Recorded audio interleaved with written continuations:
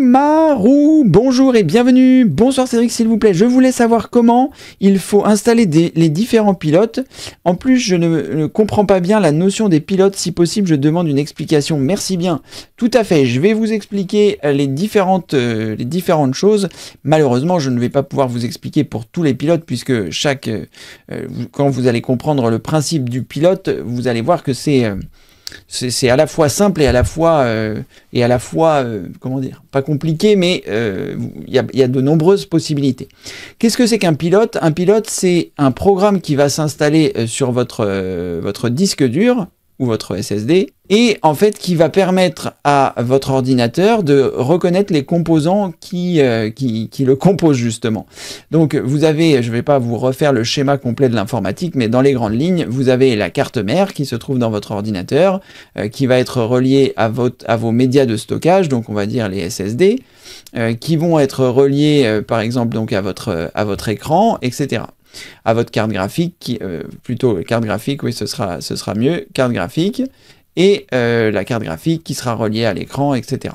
Vous avez également des ports USB qui vont vous permettre de brancher un certain nombre de choses, donc ça peut être des imprimantes, des souris, voilà, un grand nombre de choses. Et en fait, les pilotes vont servir à Windows, qui est donc installé sur votre disque de stockage, que ce soit un disque dur ou un SSD.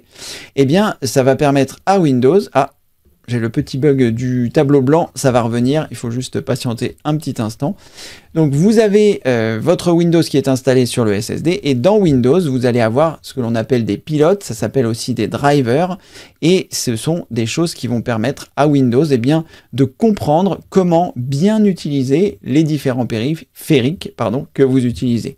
Voilà, c'est revenu, SSD, disque dur, voilà.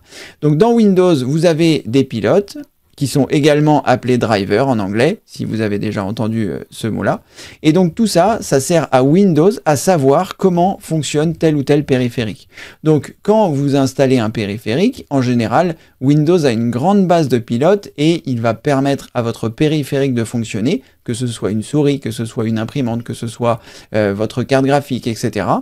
Mais ce sont des pilotes que l'on appelle génériques, et donc ça va permettre de faire fonctionner le matériel, mais pas forcément de façon optimisée. Par exemple, si vous avez une carte graphique pour jouer aux jeux vidéo, eh bien le fait d'installer, de mettre la carte graphique dans votre Windows, il va la reconnaître, ça va vous permettre de l'utiliser à un certain pourcentage d'efficacité de votre carte graphique, mais en mettant les pilotes spécifiques de votre carte graphique, eh bien vous exploiterez à 100% les performances de votre carte graphique parce que les pilotes auront été développés par le constructeur, et donc une fois reconnu dans Windows, votre carte graphique sera reconnue par les pilotes du constructeur et vous permettra de l'utiliser au mieux de ses capacités.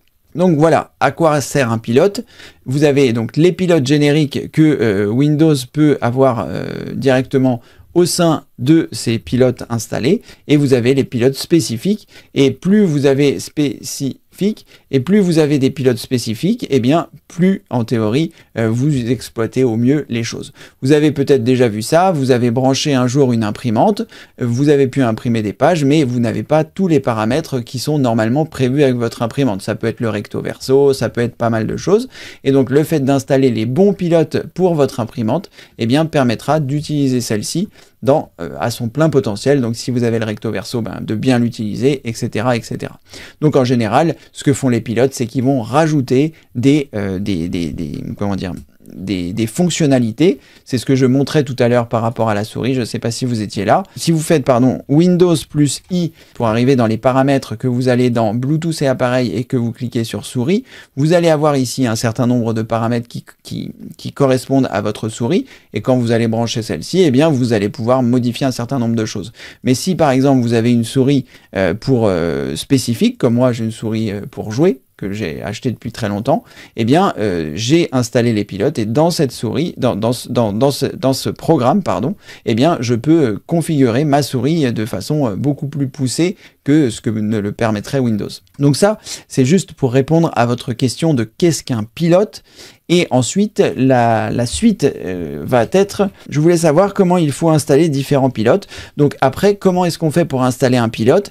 On va sur le site du constructeur, vous allez aller sur le site du constructeur, et ensuite, quand vous êtes sur le site du constructeur, eh bien, vous allez chercher le pilote spécifique en fonction de votre... de ce que vous souhaitez installer. Donc si vous souhaitez installer une imprimante, vous allez sur le site du constructeur de votre imprimante, vous renseignez le nom du modèle exact, parce que attention, hein, vous ne pouvez pas installer n'importe quel pilote pour n'importe quelle imprimante. C'est pas parce que vous avez une imprimante HP par exemple que vous pouvez installer tous les pilotes HP pour les imprimantes. Ce n'est pas comme ça que ça fonctionne. Il faut vraiment avoir le pilote spécifique pour votre imprimante.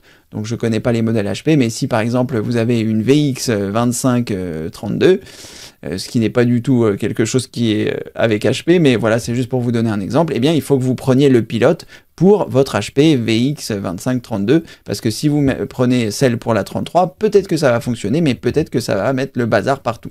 Donc il faut bien vous assurer, 1, d'aller sur le site du constructeur, 2, d'avoir le modèle exact de votre imprimante, ou de votre souris, ou d'autres choses, et ensuite eh bien d'installer les pilotes. Alors ça c'est, on va dire, pour les pilotes en général, mais quand on parle d'ordinateur portable, là c'est encore différent. Enfin, c'est pas vraiment différent, mais c'est le même principe, sauf que sur les ordinateurs portables, vous avez des pilotes qui sont vraiment spécifiques et qui vont vous permettre, eh bien, en allant toujours pareil sur le site du constructeur, en mettant le modèle exact de votre pilote, de votre ordinateur portable, pardon. Là, vous allez avoir une liste de pilotes que vous allez pouvoir ajouter, et ça peut gérer par exemple le trackpad, c'est-à-dire ce qui vous sert de souris sur un ordinateur portable. Ça peut installer également des pilotes spécifiques pour votre clavier, parce que je ne sais pas si vous savez, mais sur certains ordinateurs portables, vous avez des touches supplémentaires, comme par exemple la touche FN, qui est le raccourci pour fonction, et qui vous permet par exemple d'activer le Wi-Fi, d'activer le Bluetooth, etc. en pressant la touche FN plus une touche en général de fonction. Et dans ce cas-là, eh bien, ça peut par exemple activer le Wi-Fi, activer le Bluetooth, etc. Donc ça, pour un ordinateur portable, ça peut aussi être spécifique. Il faut donc bien aller sur le site du constructeur. Et quand vous êtes sur un ordinateur fixe, eh bien, tant que tout fonctionne, tout va bien. Si par exemple, vous avez acheté une super carte graphique et que vous voyez que les performances ne sont pas au rendez-vous, dans ce cas-là, il faudra aller sur le site du constructeur de la carte graphique, remplir le modèle en question et ainsi avoir la possibilité de mettre le bon pilote pour votre carte graphique. Voilà, dans les grandes lignes, c'est à peu près tout. Si vous avez une carte mère, pareil, vous pouvez aller sur le site du constructeur, regarder le modèle de votre carte mère et voir les pilotes spécifiques pour votre carte mère. Alors faites attention, parce que sur les cartes mères, il y a des fois plusieurs références qui ressemblent à la même chose, mais des fois ça se finit pas par les mêmes lettres, et donc ce n'est pas forcément les mêmes spécificités, et donc vous n'aurez peut-être pas besoin d'installer les pilotes en fonction d'eux. Voilà un tour d'horizon des pilotes de Windows, à quoi ça sert, comment on les utilise, et après, donc, comme je vous disais, il y a beaucoup de pilotes, même s'il y a des grandes lignes que je viens de vous expliquer ici, mais c'est vrai qu'il y a quand même pas mal de choses qui sont disponibles. Il faut toujours se référer au site des constructeurs. Et si toutefois vous avez un doute sur le matériel que vous avez, il y a un logiciel qui s'appelle Spicy. Je vais essayer de vous trouver le lien pour que ce soit plus simple pour vous de le retrouver. C'est Cleaner, voilà, très bien. Et donc ce logiciel va vous permettre... Qu'est-ce qui se passe si je copie que ce lien-là, CTRL-C. Voilà, vous téléchargez la version gratuite. Je vais l'appeler SPECY, comme ça vous pourrez le récupérer.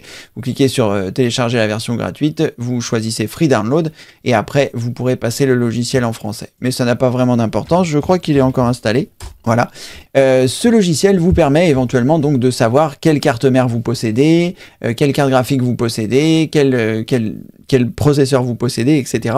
Ce qui vous permet, comme ceci, eh bien, de vous référer pour savoir un petit peu quelles sont les différentes choses. Et puis vous avez sur la partie de gauche plus d'explications. Là c'est vraiment un sommaire, mais sur la partie de gauche vous aurez plus de de détails sur les matériels que vous avez embarqués dans votre ordinateur. Alors attention, ce logiciel, il est bien, Spicy, mais surtout pour les PC qui sont assemblés. Pour les PC de marque, en général, il a du mal à retrouver les composants exacts qu'ont choisi les constructeurs pour ça.